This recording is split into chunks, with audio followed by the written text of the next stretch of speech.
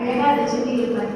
அது கடைசியில கொண்டு வருவதனால அது கடை காப்பு, திருக்கடை காப்பு அப்படின்னு நம்ம சொல்றோம். அதனால ஞானசம்பந்த பெருமானுடைய தேவார திருப்பதிகளுக்கு திருக்கடை காப்புன்னு பேர். அந்த வகையிலே ஆளுடைய பிள்ளையார் அருளி செய்த முதல் திருமுறை திரு அண்ணாமலையில் அருளி செய்த தேவார திருப்பதிகமானது பெருமானுடைய உச்சரிக்கு விண்ணப்பிக்கப்படுகின்றது.